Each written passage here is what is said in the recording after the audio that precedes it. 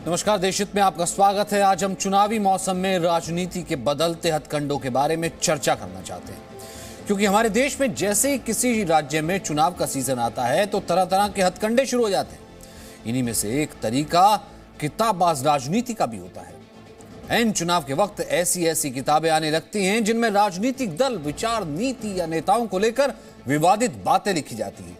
अगले कुछ महीनों में उत्तर प्रदेश और पंजाब जैसे राज्यों में चुनाव होना है और चुनाव से पहले 2 महीने में 3 किताबें आ चुकी हैं। एक किताब कांग्रेस के वरिष्ठ नेता सलमान खुर्शीद ने अयोध्या के फैसले पर लिखी और हिंदुत्व को जिहादी आतंकवाद के बराबर बताने की कोशिश की। एक किताब मनीष तिवारी ने लिखी है जो कांग्रेस की सरकार की नीतियों और नीयत पर सवाल उठाती है। कांग्रेस की नीति और नेताओं पर पाकिस्तान परस्ती के सवाल खड़े करती है। और आज एक नई किताब भी सामने आई है, समाजवादी पार्टी के नेता रामगोपाल यादव की किताब। इस समाजवादी किताब में राजनीति के उस पार की बात की गई है।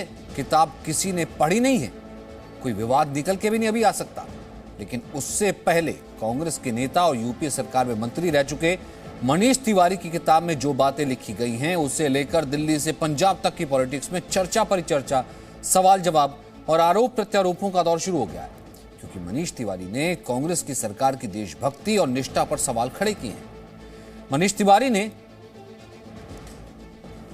जो पॉइंट्स जिसमें लिखे हैं वो लिखे हैं कि देखिए, जो किताब का नाम है वो है 10 फ्लैश पॉइंट्स 20 इयर्स। किताब का नाम है, ये ऊपर जो लिखा है, national security situation the impacted India, इस नाम की किताब है। इसमें मुंबई में 26/11 के आतंकवादी हमले को लेकर सरकार के फैसले पर सवाल उठाया गया है। मनीष तिवारी ने अपनी किताब में लिखा है, एक ऐसा देश पाकिस्तान जिसे बेरहमी से सैकड़ों बेगुनाहों का कत्ल करने में कोई गुरेज नहीं है, उसके लिए संयम ताकत का प्रतीक नहीं है, उसे कमजोरी के प्रतीक के रूप में देखा जाता है। एक समय आता है जब किए गए काम शब्दों से ज्यादा जोर से बोलते हैं। 26/11 एक ऐसा ही समय था जब वो किया जाना चाहिए था। इसलिए मेरा यह मानना है कि भारत को 9/11 जैसे हमले के बाद एक त्वरित कार्रवाई करनी चाहिए थी। यह मनीष तिवारी की किताब के चुनिंदा अंश में लिखी हुई है, यानी कि 26/11 जिस वक्त हुआ उसके बाद त्वरित कार्रवाई करनी चाहिए थी। तो खुद मनीष तिवारी ने यह ट्वीट किया है। किताब का विमोचन अभी बाकी है, लेकिन इस किताब में मनीष तिवारी ने जो लिखा है उसे लेकर बीजेपी को कांग्रेस नेतृत्व पर राजनीतिक हमला करने का मौका मिल गया। पंजाब में जब सिर पर चुनाव हो तो बीजेपी ये सवाल आसानी से उठा सकती है कि एक उनकी सरकार है जिसने उरी और पठानकोट के हमले के बाद सर्जिकल स्ट्राइक से लेकर एयर स्ट्राइक तक कर डाली थी, और एक यूपी की सरकार थी जिसने 26/11 जैसे भयानक आतंकवादी हमले के बावजूद पाकिस्तान के खिलाफ कोई कार्रवाई नहीं की। सोनिया गांधी जी, राहुल गांधी जी क्या आज अपनी चुप्पी तोड़ेंगे? ये सवाल भारतीय जनता पार्टी इसलिए उठा रही है क्योंकि देश के लिए इन सवालों के उत्तर जानना आवश्यक है। हमारी ही सेना के तत्कालीन air chief marshal Fali Homi Major ji की मैं जरूर आपके समक्ष रखूंगा। उनका वक्तव्य है कि surgical strike was an opportunity lost and we didn't make use of it. हमारी वीर सेना पूर्व प्रधानमंत्री मनमोहन सिंह जी से अनुमति मांग रही थी कि पाकिस्तान की क्या हैसियत, हम उनको सबक सिखाएंगे। लेकिन ऐसा क्यों हुआ सोनिया गांधी जी? हमारी वीर सेना को, जिसका लोहा पूरे विश्व में हर कोई मानता है, यह अनुमति नहीं दी गई। मुंबई हमले के 13 साल बाद आज अगर मुंबई हमले को लेकर सोनिया गांधी की यूपीए सरकार के ऊपर सवाल उठाए जा रहे हैं, और वो भी एक ऐसे नेता की ओर से जो खुद यूपीए सरकार में कैबिनेट मंत्री रह चुका हो, तो कांग्रेस के लिए उसका जवाब देना आसान नहीं है। मनीष तिवारी जी की पुस्तक मार्केट में जब आए, जब हम पढ़ें किस संदर्भ में क्या कहा गया, तब उस पर कोई चर्चा हो। अभी चर्चा करना असामयिक होगा, अनुचित होगा। पहले किताब आने दीजिए, फिर बात करेंगे। कांग्रेस भले मनीष तिवारी की किताब पर टिप्पणी करने से बच रही हो, लेकिन बीजेपी इस किताब के जरिए सुलगाई गई सियासत की आंच पंजाब तक ले जाना चाहती है। इसलिए यूपीए और सोनिया गांधी से होते हुए बीजेपी के सवाल पंजाब कांग्रेस के अध्यक्ष नवजोत सिंह सिद्धू तक पहुंच जाते हैं। अभी कुछ ही दिन पहले सिद्धू जी ने कह दिया इमरान खान तो हमारा बड़ा भाई है। आज देश पूछ रहा है आपका बड़ा भाई इमरान खान है तो हम भारतीय क्या हैं? राहुल गांधी जी, हम पराए हैं? जो सर्वोच्च बलिदान हमारे सैनिकों ने दिया, पुलिसकर्मियों ने दिया, एनएसजी कमांडोज ने दिया है, उनका बदला पाकिस्तान से लेने में आप असमर्थ क्यों रहे? पाकिस्तान की हालत यह है कि हमारे बीएसएफ उनको मुकाबला करने में काफी है। तो जिन देश को बीएसएफ मुकाबला करने में काफी है, 26/11 की समय उनके खिलाफ और क्या करना जरूरी था, ये मैं हमारे ज्ञानी पंडित का दवार नेता जरूर कहेंगे, और वो हमारे पार्टी के नेता है। आज इतने दिन बाद उनको होश आए हैं कि ये कहने के सही समय है।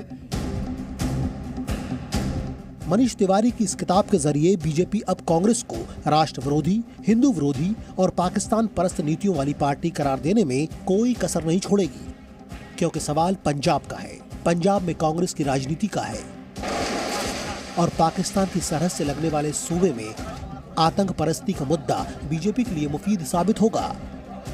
दिल्ली से रवि त्रिपाठी के साथ ब्यूरो रिपोर्ट, जी मीडिया। तो मुंबई का हमला, दिल्ली पर सवाल और पंजाब की सियासत, यह है मनीष तिवारी की किताब का मतलब। वैसे पंजाब की राजनीति की चर्चा हो रही है तो एक और खबर गौर करने वाली है। पंजाब में इस बार के चुनाव में मुफ्त वाली राजनीति की खूब चर्चा हो रही है। दिल्ली में मुफ्त बिजली पानी देकर सत्ता पर बरकरार आम आदमी पार्टी इसी फॉर्मूले पर पंजाब की कुर्सी पर काबिज होना चाहती है। अरविंद केजरीवाल तरह तरह की मुफ्त योजनाओं का ऐलान कर रहे हैं। पीछे से कांग्रेस पार्टी के सीएम चन्नी भी मुफ्त योजनाओं का ऐलान करते जा रहे हैं। मजबूरी में अकाली दल भी मुफ्त बिजली वाले वायदे करने लगा है। कांग्रेस कहती है कि जीते तो 200 यूनिट फ्री बिजली देंगे, केजरीवाल कहते हैं 300 यूनिट फ्री बिजली देंगे, अकाली दल कहता है कि वो 400 यूनिट फ्री बिजली देगी। केजरीवाल दिल्ली में महिलाओं को मुफ्त बस यात्रा की सुविधा देंगे। पंजाब में सीएम चन्नी ने रोडवेज बसों में महिलाओं के लिए फ्री यात्रा सुविधा, जैसे कि दिल्ली में केजरीवाल ने दी हुई है, वैसी शुरू करने का वायदा किया है। केजरीवाल हर बालिग महिला को 1000 रुपए महीना देने का वायदा करते हैं। वही Akali Dal blue card holder महिलाओं को 2000 रुपए महीने का ऐलान कर चुका है। केजरीवाल के लिए तो मान भी लिया जाए कि दिल्ली में जिस उपाय से कुर्सी पर काबिज हुआ है उसे पंजाब में दोहराना वो चाहते हैं, लेकिन पंजाब के सीएम चन्नी तो वहीं के रहने वाले हैं। राज्य के खजाने की दुर्दशा भी समझ रहे हैं और फिर भी मुफ्त बिजली और बस राइड जैसी मुफ्त सेवाओं का ऐलान किए जा रहे हैं, जबकि उन लोगों को भी पता है या फिर पता होगा कि पंजाब में 18 साल से बड़ी करीब 1 करोड़ महिलाएं हैं और सबको 1000 रुपए महीने दिए जाते हैं। तो 1000 करोड़ रुपए महीने यानी सालाना 12,000 करोड़ रुपए की जरूरत होगी। अगर वायदे के मुताबिक बिजली भी मुफ्त दी जाए तो करीब 10,000 करोड़ से ज्यादा हर महीने की जरूरत होगी, और यह सब उस पंजाब में होगा जिसकी कुल आमदनी ही 72,000 करोड़ रुपए सालाना के आसपास है। इसमें से वेतन, पेंशन जैसे जरूरी खर्च में ही 70,000 करोड़ रुपए खर्च हो जाते हैं। ऊपर से पंजाब के ऊपर 2.88 लाख करोड़ के कर्ज का बोझ भी है। मेरे जो विरोधी हैं वो कहेंगे पैसा कहां से आएगा, पैसा कहां से आएगा। मैं कई बार टीवी में देखता हूं, चन्नी साहब के खब्बे पास से ट्रांसपोर्ट माफिया बैठा होता है, सज्जे पास से रेता माफिया बैठा होता है। ये 2 माफिया खत्म कर दिए तो पैसा ही पैसा आ जाएगा, पैसे की चिंता मत करो। और पैसा आ जाएगा, इसलिए केजरीवाल के मुताबिक इसे मुफ्त में बांट भी देना चाहिए, क्योंकि उनके हिसाब से ये सोशल सिक्योरिटी यानी सामाजिक सुरक्षा की योजना है। लेकिन आपको इस सोशल सिक्योरिटी और मुफ्त वाला लालच देकर वोट पाने की चाल में फर्क जरूर समझना चाहिए, क्योंकि भारत के चुनावी इतिहास में ये मुफ्त वाली वोट पॉलिटिक्स सिर्फ केजरीवाल ही नहीं कर रहे हैं, ये काफी पहले से होती चली आ रही है। देश भर के राज्यों में मतदाताओं को लुभाने के लिए मुफ्त में टीवी, मिक्सर से लेकर साड़ी, धोती तक और लैपटॉप, मोबाइल रिचार्ज से लेकर के अनाज, इलाज, बिजली, पानी और यात्रा तीर्थाटन तक की सेवा दी जाती है और दी जाती रही है। दक्षिण भारत के राज्यों से चर्चा में आई ये मुफ्त वाली सेवा, सबसे ज्यादा फायदा दिल्ली की आम आदमी पार्टी को इससे मिला। दिल्ली वालों को मुफ्त बिजली, पानी और यात्रा तीर्थाटन जैसी सुविधाएं दी हैं। मैं उनसे पूछना चाहता हूं कि पंजाब में तो जब आपकी सरकार बनेगी आप देंगे, दिल्ली में 7 साल से आप चीफ मिनिस्टर हैं, क्या दिल्ली की महिलाओं को सशक्तिकरण की जरूरत नहीं है? आपने अभी तक दिल्ली की महिलाओं को 1000 रुपया प्रति महीना क्यों नहीं देना शुरू किया? दिल्ली की महिलाओं से जो आपने वादे किए थे कि हर बस में मार्शल होगा, हर मोहल्ले में मार्शल होगा, सीसीटीवी कैमरे पूरी दिल्ली में लगेंगे, मेट्रो में फ्री सफर होगा, उन वादों का क्या हुआ? दिल्ली की महिलाएं जवाब पूछ रही हैं आपसे। सो पंजाब की महिलाओं को ठगने से पहले आप दिल्ली की महिलाओं से किए हुए वादों का हिसाब दें। केजरीवाल की माने तो दिल्ली के लोग इन सुविधाओं से खुश भी हैं, लेकिन क्या आपको पता है कि ये जो मुफ्त में मुहैया करा जाता है वो दरअसल बिल्कुल भी मुफ्त नहीं होता है। वो देश के टैक्स पेयर्स का पैसा होता है जो देश के लिए ही खर्च होना चाहिए। लेकिन इस मुफ्त के चक्कर में सरकार के खजाने का क्या हाल होता है, इसकी कुछ झलकियां देख लीजिए। केजरीवाल सरकार दिल्ली वालों को मुफ्त पानी देती है। नतीजा यह है कि दिल्ली जल बोर्ड को 2015-16 में 220 करोड़ रुपए, 2016-17 में 516 करोड़ रुपए, 2018-19 में 663 करोड़ रुपए का नुकसान हो चुका है। केजरीवाल सरकार महिलाओं को मुफ्त बस यात्रा की सुविधा देती है। नतीजा है कि डीटीसी 2015 के बाद से ही 1000 करोड़ रुपए के नुकसान में चल रही है। केजरीवाल सरकार दिल्ली वालों को मुफ्त बिजली देती है। नतीजा यह है कि दिल्ली के पावर सेक्टर का रेगुलेटरी एसेट 2014-15 के 11,406 करोड़ से घटकर 2018-19 में 8,377 करोड़ रुपए हो चुका था। और यह नुकसान किसका होता है? सरकार के खजाने का होता है। और इस खजाने का इस्तेमाल किस लिए किया जाता है? राष्ट्र निर्माण में, दलगत राजनीति से ऊपर उठकर हर नागरिक के जीवन स्तर को सुधारने में। लेकिन जब कोई राजनीतिक दल मुफ्त की योजनाएं चलाता है तो उसका लाभ उसके कार्यकर्ताओं और समर्थकों को पहले मिलता है, असली हकदार को आखिर में या फिर नहीं भी मिलता। भारत में मुफ्त वाली राजनीति के कई और नुकसान भी हैं, जैसे अगर मतदाता को मुफ्तखोरी की आदत लग जाती है, वो अपने वोट की कीमत का आकलन मुफ्त में मिलने वाली चीजों या सुविधाओं से करने लगता है और गैर जिम्मेदार हो जाता है। फ्रीबीज फिर राजनीतिक दलों के लिए मजबूरी बनता जाता है। कभी खत्म नहीं होने वाला एक ऐसा सिलसिला शुरू हो जाता है कि हर दल दूसरे से बढ़कर मुफ्त योजनाओं का वायदा करने लगता है। मुफ्त की योजनाओं पर जो खर्च होता है वो टैक्स पेयर्स के पैसे का समुचित उपयोग नहीं होता, बल्कि उसके पीछे वोट पॉलिटिक्स से जुड़ा होता है। खासकर किसी विशेष राजनीतिक दल की योजना का लाभ देश के आम गरीब, लाचार और जरूरतमंद तक नहीं पहुंच पाता। भ्रष्टाचार के मौके बढ़ जाते हैं, फायदा बिचौली ले जाते हैं। मुफ्त की योजनाएं अक्सर सत्ता के लालच में बनती हैं। इसका खमियाजा राज्य के खजाने को उठाना पड़ता है और आने वाली सरकार उसका अंजाम भुगतती है। मिसाल के तौर पर अगर यूपी की बात करें तो पिछली बार अखिलेश यादव ने यूपी में मुफ्त लैपटॉप बांटना शुरू किया था। 900 करोड़ रुपए के लैपटॉप खरीद लिए गए थे, कुछ तो बट भी नहीं पाए थे। लेकिन देश की जनता के टैक्स से मिले 900 करोड़ रुपए वोट बैंक बनाने में खर्च कर दिए। सियासत की चर्चा से आगे बढ़ते हुए अब आपको फायदे की बात बताते हैं। आज आपको कोई भी जानकारी ऐसी चाहिए होती है तो आप क्या करते हैं? गूगल पर सर्च कर लेते हैं। ये हेलो गूगल कह के सर्च करने वाली आदत तब मुश्किल खड़े करने लगी। जी हाँ, गूगल जैसे सर्च इंजन पर आपकी इसी निर्भरता का फायदा साइबर ठगों ने उठाया है। खासकर बैंकिंग और फाइनेंस से जुड़ी सेवाओं को लेकर इन दोनों फर्जीवाड़ों के मामले बहुत ज्यादा बढ़ गए हैं और उनमें एक बड़ा कारण कस्टमर केयर नंबर की पड़ताल और इस्तेमाल है। आप जैसे ही सर्च इंजन पर कस्टमर केयर नंबर तलाशते हैं तो सबसे ऊपर वैसे नंबर दिखते हैं जो असली नहीं, और उस नंबर पर बात करते ही आपके फर्जीवाड़े के चक्कर में फंसने का चांस बढ़ जाता है। स्टेट बैंक ऑफ इंडिया ने तो अपने 40 करोड़ ग्राहकों को चेतावनी भी दी है कि एंटरटेनमेंट पर एसबीआई के कस्टमर केयर के नाम से जो नंबर दर्ज है वो फर्जी है। तो चलिए आपको बताते हैं कि इंटरनेट पर सर्च इंजन का इस्तेमाल करते हुए कैसे लोग धोखाधड़ी के शिकार हो रहे हैं और आपको क्या सावधानी बरतने की जरूरत है। ये रिपोर्ट देखिए।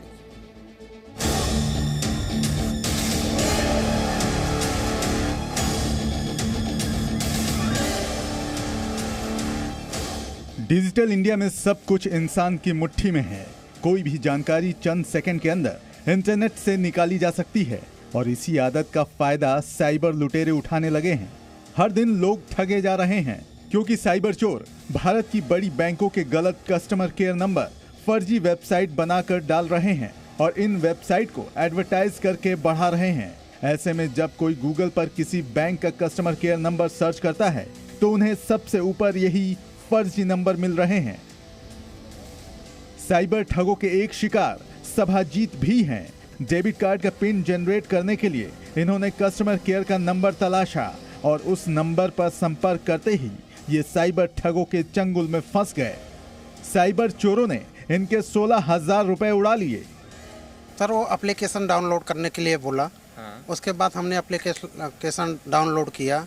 उसके बाद वो जैसे जैसे बोलते गया, वो कब मेरा पैसा 16,000 रुपए काट लिया मेरे को पता नहीं लगा। साइबर ठगों की इन्हीं शातिर चाल से सतर्क करने के लिए स्टेट बैंक ऑफ इंडिया ने भी अपने 40 करोड़ ग्राहकों के लिए एडवाइजरी जारी की थी और बैंक की आधिकारिक वेबसाइट पर दर्ज नंबर के इस्तेमाल की ही सलाह दी थी। मेरे ख्याल से लोगों को ये बताना बहुत ज़रूरी है कि गूगल पे आप जो भी सर्च करते हो उस पर आप ब्लाइंडली ट्रस्ट ना करें। पहले वेरीफाई करें कि नंबर दिया कहाँ है, क्या उनकी वेबसाइट पर है, HTTPS वेबसाइट पर है, या कोई भी वेबसाइट किसी ने लुक अलाइक बना दी उस पर है। फेसबुक पर दिए गए नंबर, ट्विटर पर दिए गए नंबर, इंस्टाग्राम पर दिए गए नंबर पर भरोसा ना करें। उस ऑर्गेनाइजेशन की जो ऑथेंटिक HTTPS वेबसाइट है उसी पर यदि कोई कस्टमर केयर का नंबर हो तभी उसको डायल करें, अदरवाइज ना करें। साइबर ठग अपने ज्यादातर शिकार उन्हीं लोगों को बनाते हैं जो सर्च इंजन पर मौजूद जानकारियों पर भरोसा कर लेते हैं। भारत में 99% से भी अधिक लोग सर्च इंजन के लिए गूगल का इस्तेमाल करते हैं और ऐसे लोगों को ध्यान रखना चाहिए कि जिस भी वेबसाइट या सर्विस प्रोवाइडर से संपर्क करना चाहते हैं हमेशा उसकी ऑफिशियल वेबसाइट पर ही संपर्क करें। संबंधित कंपनी या विभाग के बारे में पूरी जानकारी जुटाने और तसल्ली के बाद ही किसी भी प्रकार का ट्रांजैक्शन करें। मदद के दौरान अगर कोई व्यक्ति आपको फोन पर किसी भी प्रकार का लिंक भेजता हो तो उसे हरगिज न खोलें और न ही किसी भी प्रकार का नया सॉफ्टवेयर डाउनलोड करें। अगर किसी भी प्रकार की ऑनलाइन ठगी हो जाती है तो शिकायत तत्काल साइबर सेल और संबंधित थाने में दर्ज कराएं। इसके अलावा अगर पैसों के लेन देन से जुड़ा कोई मामला है और किसी बैंक या वित्तीय संस्थान से संपर्क करना जरूरी है तो क्या सावधानी बरतनी है, ये भी जान लीजिए। किसी भी चीज पर ज्यादा निर्भरता ना सिर्फ आपको उसका आदी बनाती है बल्कि उसके नुकसान होने की संभावना भी बढ़ जाती है। गूगल के सिलसिले में भी अब ऐसा ही हो रहा है, जहां पर गूगल पर आपकी निर्भरता का साइबर अपराधी फायदा उठा रहे हैं और आपको लूटने की कोशिश कर रहे हैं। ऐसे में हमारी आपको यही सलाह है कि गूगल पे मिली हर जानकारी को पहले वेरीफाई करें, उसके बाद आप उसका उपयोग करें। कैमरा पर्सन मनीष श्रीवास्तव के साथ शिवांग मिश्रा, जी मीडिया, नोएडा। आप देख रहे हैं देश हित, मैं हूं आपके साथ में मानसा मलिक। जब जमीन के रास्ते मौत मिले तो आतंकी नदी नाले की तरफ भागते हैं। पाकिस्तान के आतंकियों के साथ कुछ ऐसा ही हो रहा है। हाफिज सईद और मसूद अजहर के आतंकी संगठनों के आतंकवादी कश्मीर में घुसपैठ के दौरान एक एक कर मारे जा रहे हैं। ऐसे में आतंक के आका अपने लाडलों को LOC और बॉर्डर पर जमीन के रास्ते नहीं भेजना चाहते। क्यों?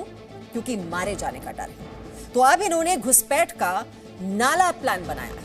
क्या है ये नाला प्लान और जम्मू कश्मीर में घुसपैठ की नई साजिश में पाकिस्तानी सेना और ISI की भूमिका क्या है? इस बड़ी साजिश पर देखिए जी मीडिया का बड़ा खुलासा।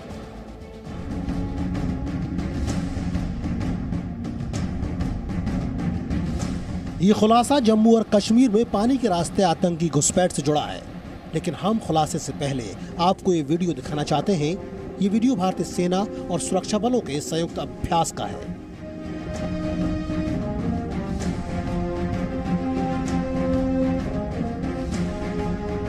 अब आप सोच रहे होंगे कि इस वीडियो का आतंकी घुसपैठ से क्या संबंध है।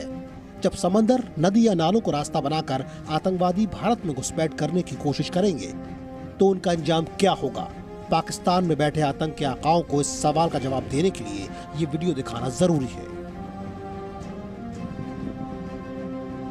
जब पाकिस्तान की खुफिया एजेंसी ISI आतंकवादियों को वाटर कॉम्बैट ट्रेनिंग देकर भारत भेजने की साजिश रचेगी तो उसे सबक सिखाने के लिए ये वीडियो दिखाना जरूरी है। गुजरात के कच्छ में भारत और पाकिस्तान बॉर्डर के पास भारतीय नेवी और सशस्त्र बलों ने 4 दिनों तक साझा अभ्यास किया। इस अभ्यास का मकसद यही था कि कैसे जल और जमीन से होने वाली घुसपैठ रोकी जाए, कैसे जरूरत पड़ने पर एक साथ सभी फोर्स मिलकर ऑपरेशन करें। अब बात करते हैं खुलासे की।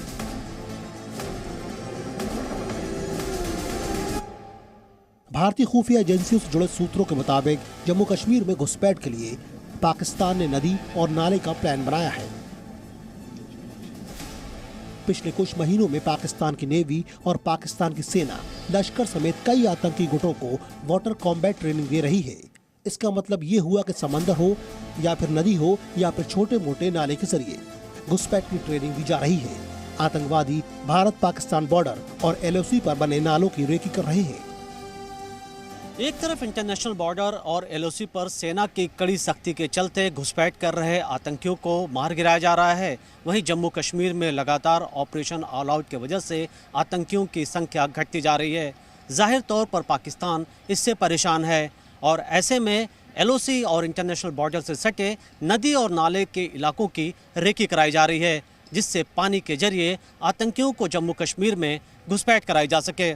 आतंकी अब नए नए रास्तों की तलाश कर रहे हैं, वो अब नदी नालों की रेकी कर रहे हैं। ऐसी रिपोर्ट्स हैं कि LOC के पास स्थित कृष्णा घाटी में और पुंछ के जो नदी नाले हैं वहाँ से आतंकी अब इन नदी नालों के माध्यम से भारत में घुसपैठ करने की साजिशें रच रहे हैं। ऐसी भी रिपोर्ट्स हैं कि पाकिस्तान की तरफ से लश्कर तोयबा के आतंकियों को वाटर कॉम्बैट ट्रेनिंग भी दी गई है, जिसमें कि नदी नालों का इस्तेमाल करते हुए किस तरह से घुसपैठ की जाए, समुद्र के अंदर किस तरीके से कोई कॉम्बैट ऑपरेशन को अंजाम दिया जाए। इस तरीके की अंडर वाटर कॉम्बैट ट्रेनिंग भी अब पाकिस्तान आतंकियों को दे रहा है। जी मीडिया को मिली जानकारी के मुताबिक LOC के नजदीक कृष्णा घाटी और पूंछ के इलाकों के पास स्थित नालों के जरिए आतंकी घुसपैठ की कोशिश पे है। लाइन ऑफ कंट्रोल और इंटरनेशनल बॉर्डर के आसपास नदियों के अलावा 13 छोटे नाले हैं, जहां से आतंकी घुसपैठ का ज्यादा खतरा है। यही वजह है कि BSF और दूसरे सुरक्षा बल इन इलाकों में पहले से ज्यादा अलर्ट हैं। इस तरीके की जो प्रयास हैं पाकिस्तान की तरफ से पहले भी किए जाते रहे हैं। पहले भी वो नदी नालों के माध्यम से उसकी रेकी करके उसके माध्यम से भी घुसपैठ करने की कोशिश करता रहा है, और इस तरह की कोशिश यदि आगे भी पाकिस्तान करने की कोशिश करेगा तो जाहिर है कि उसको उसमें कामयाबी नहीं मिल सकती। और ऐसे जो भी आतंकी भारत में घुसने की कोशिश करेंगे, जाहिर है कि वो ढेर कर दिए जाएंगे, वो नेस्तनाबूद कर दिए जाएंगे। मुंबई में 26/11 आतंकी हमलों के दौरान भी कसाब समेत लश्कर के 10 आतंकवादियों ने पाकिस्तानी नेवी की मदद से समंदर के रास्ते घुसपैठ की थी। हालांकि इसके बाद से भारतीय नेवी और इंडियन कोस्ट गार्ड समुद्र पर लगातार नजर रख रहे हैं। वहीं अब इस साजिश के जरिए आतंकवादी कश्मीर घाटी में घुसपैठ कर सेना या सुरक्षा बलों पर हमले को अंजाम देना चाहते हैं। मनीष शुक्ला, जी मीडिया। पाकिस्तान के आतंकी चरित्र पर अब हम दूसरा बड़ा खुलासा करने जा रहे हैं। पाकिस्तान के ऐसे आतंकवादियों की सूची सुरक्षा एजेंसियों के हाथ लगी है जो कश्मीर में मौजूद है और बड़े आतंकी हमले की कोशिश में। इन आतंकियों की संख्या कितनी है, ये आतंकी किन किन आतंकी संगठनों से जुड़े हैं और इस समय ये कहां छिपे हैं, ये सब बताएंगे आपको। और इस खुलासे से पहले जी मीडिया हाफिज सईद और मसूद अजहर को सिर्फ इतना कहना चाहता है कि लिस्ट तैयार है, बस अब एनकाउंटर का इंतजार है।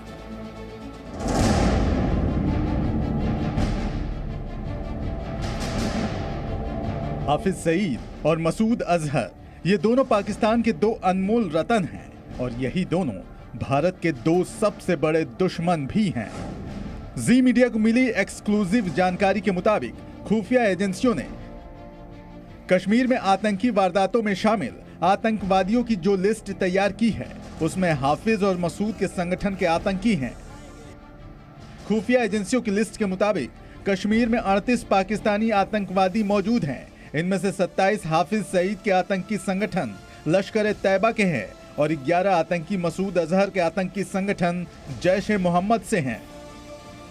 कश्मीर में सबसे ज्यादा खतरा हाफिज मसूद के उन 38 लाडले आतंकियों से है और भारतीय खुफिया एजेंसियों ने बिल में छिपे उन 38 आतंकवादियों की तलाश तेज कर दी है। लिस्ट के मुताबिक इनमें से 4 आतंकी श्रीनगर, 3 आतंकी कुलगाम, 10 पुलवामा, 10 बारामूला और 11 आतंकी कश्मीर के अन्य इलाकों में छिपे हो सकते हैं। तकरीबन 38 ऐसे आतंकी जैश ए मोहम्मद और लश्कर तैयबा के कश्मीर घाटी में हैं जो अशांति फैलाना चाहते हैं, और ISI के निर्देशों के द्वारा और स्लीपर सेल, खासकर स्लीपर सेल और जो ओवरग्राउंड वर्कर्स हैं जो बिल्कुल ऐसे लगता है जो आवाम और बिल्कुल ही मासूम लगते हैं, लेकिन उनकी सोच आतंकी होती है। यही कारण है क्योंकि इनको वो पनाह देते हैं, ये जो पनाह उन्हें मिलती है जिसके कारण वो कश्मीर घाटी के अंदर अशांति फैला सकते हैं। 3 दिन पहले ही हमने आपको दिखाया था कि पीओके में अल-बदर के 5 आतंकी घुसपैठ के लिए लॉन्चिंग पैड पर मौजूद हैं। ऐसे दुस्साहसी आतंकियों को हम आंकड़े के जरिए सुधर जाने की नसीहत देना चाहते हैं। 2021 में अब तक कश्मीर में 160 आतंकवादी मारे जा चुके हैं। 135 आतंकवादियों को जिंदा पकड़ने में कामयाबी मिली है। इस दौरान 38 जवान भी शहीद हुए हैं। यानी हमारा एक जवान शहीद हुआ तो हमने 4 आतंकवादी मार गिराए। दुनिया कहती है कि इन आतंकियों को ISI, पाकिस्तान की सेना और वहां की सरकार से मदद मिलती है। इसलिए आतंकिस्तान को हाल ही में भारत के रक्षा मंत्री की दी गई चेतावनी को नहीं भूलना चाहिए। पाकिस्तान बराबर आतंकवादी हरकतों के माध्यम से भारत को कमजोर करने की, भारत को डिस्टेबलाइज करने की वो कोशिश करता रहता है, लेकिन बहनों भाइयों कर नहीं पाएगा। अब उसको हम लोगों ने संदेश दे दिया है कि यदि ज्यादा गड़बड़ करोगे तो हम सीमा पर ही नहीं, सीमा के पार जाकर हम सर्जिकल स्ट्राइक भी कर सकते हैं, जरूरत पड़ी तो एयर स्ट्राइक भी कर सकते हैं। यह संदेश हम लोगों ने दे दिया है। भारत से कमजोर भारत नहीं है। पाकिस्तान का यही एकमात्र इलाज है, और हमें यह भी पता है कि पाकिस्तान में आतंकवादियों का अड्डा कहां कहां है। सर्जिकल स्ट्राइक और एयर स्ट्राइक के जरिए सिर्फ पाकिस्तान ही नहीं, पूरी दुनिया को हम अपना पराक्रम दिखा चुके हैं। जम्मू कश्मीर में चाहे आम लोगों पर हमला हो या फिर सुरक्षा बलों पर अटैक करना हो, ऐसे हमलों के निर्देश पाकिस्तान से मिलते हैं। पाकिस्तान से जम्मू कश्मीर में आए आतंकियों की भर्ती से लेकर के आतंकी हमलों को अंजाम देते हैं। और ऐसे में खुफिया एजेंसियों ने कश्मीर में मौजूद 38 पाकिस्तानी आतंकियों की एक लिस्ट तैयार की है। सुरक्षा एजेंसियों के इस लिस्ट के बाद अब सुरक्षा एजेंसियों ने मिलकर के फैसला किया है कि जम्मू कश्मीर के अंदर मौजूद इन 38 पाकिस्तानी आतंकियों को खत्म किया जाए। मनीष शुक्ला, जी मीडिया, दिल्ली। 100 दिन का समय किसी देश के इतिहास में ज्यादा नहीं होता है, लेकिन बीते 100 दिनों में अफगानिस्तान ने 20 साल का सफर तय किया है, लेकिन रिवर्स गियर में। अफगानिस्तान में तालिबान को सत्ता संभाले 100 दिन पूरे हो गए हैं, और इस दौरान अफगानिस्तान फिर से आतंकवाद और चरमपंथ के जाल में फंस गया है। विकास और शांति की राह पर चल रहा अफगानिस्तान दोबारा कट्टरता की अंधेरी सुरंग में धंसता जा रहा है। सवाल है कि अगर तालिबान के 100 दिनों का ट्रेलर ऐसा है तो पूरी पिक्चर कैसी होगी?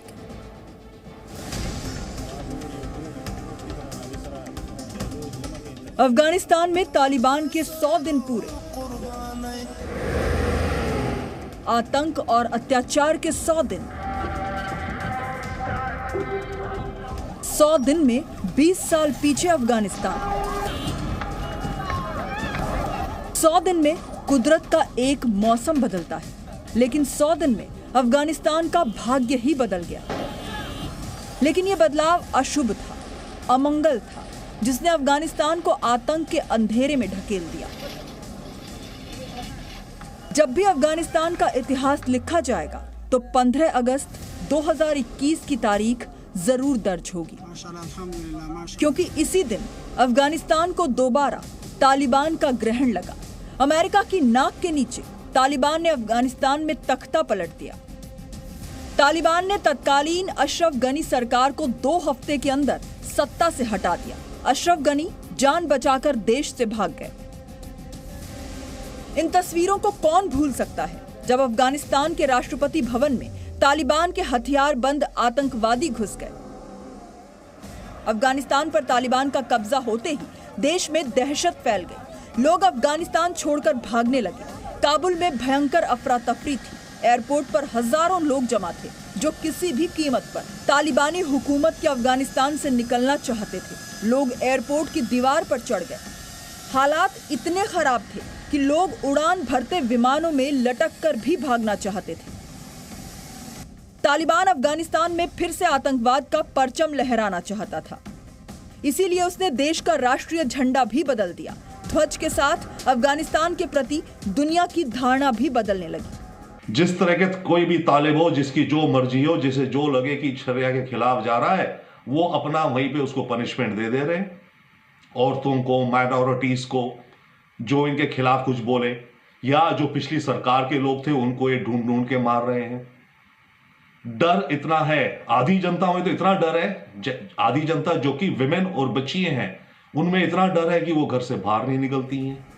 सड़कों पर हथियारबंद आतंकवादी घूमने लगे। उनकी मर्जी के बिना काबुल में एक पत्ता नहीं हिल सकता था। ये आतंकी आम नागरिकों पर फायरिंग करने से भी परहेज नहीं करते थे।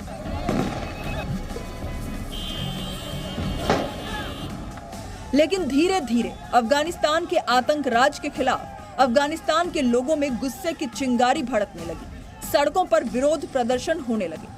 हाथों में पोस्टर और जुबान पर बगावत के नारे लिए अफगान महिलाओं ने तालिबान को चुनौती दी। इसी बीच अगस्त के अंत में अमेरिकी सेना अफगानिस्तान से लौट गई। लेकिन उससे पहले काबुल एयरपोर्ट पर आतंकी संगठन आईएस ने आत्मघाती बम ब्लास्ट किया, जिसमें 13 अमेरिकी सैनिकों समेत बहुत से बेगुनाह लोग मारे गए।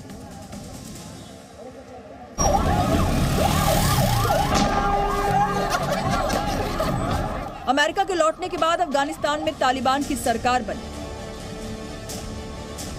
तालिबान के सर्वोच्च नेता हिब्तुल्लाह अखुंदजादा को सरकार का मुखिया बनाया गया। अखुंदजादा ने ऐलान किया कि अफगानिस्तान की हुकूमत शरिया के मुताबिक चलेगी। तालिबानी आतंकियों ने अफगान लोगों की जिंदगी को नरक बना दिया।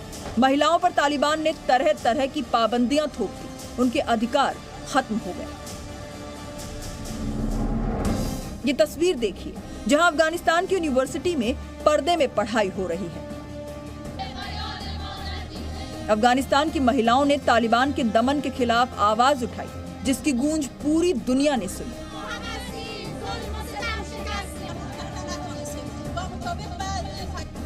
अमेरिका के अफगानिस्तान से लौटते ही तालिबान पहला ऐसा आतंकवादी संगठन बन गया जिसके पास अपनी सेना ही नहीं बल्कि वायु सेना भी थी। अमेरिका ने अफगानिस्तान आर्मी को जो हथियार और लड़ाकू विमान दिए थे, उन पर तालिबान ने कब्जा जमा लिया। उनके फौजी बेड़े में टैंकर से लेकर एयरक्राफ्ट तक मौजूद हैं।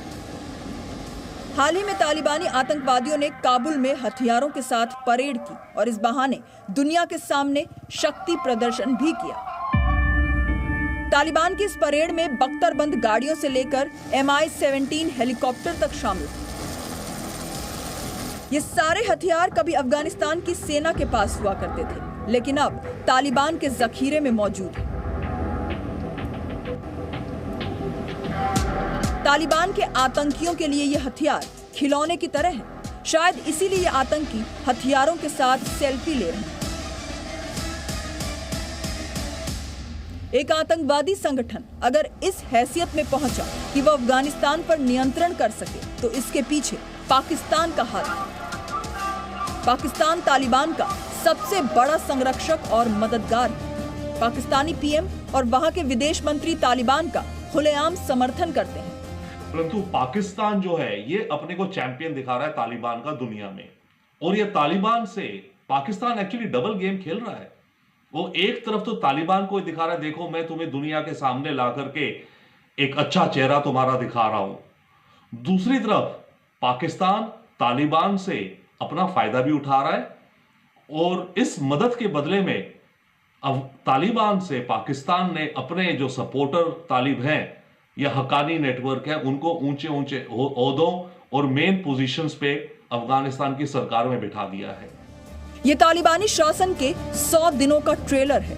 पूरी पिक्चर अभी बाकी है। तालिबान ने खुद को नहीं बदला है। अब देखना यह है कि वो अफगानिस्तान को कितना बदलता है। Bureau report, C media. 100 दिन अत्याचार के, 100 दिन आतंक के और आगे की राह में भी अंधेरा ही। Presenting B News app, available on Google Play and App Store. Download it now.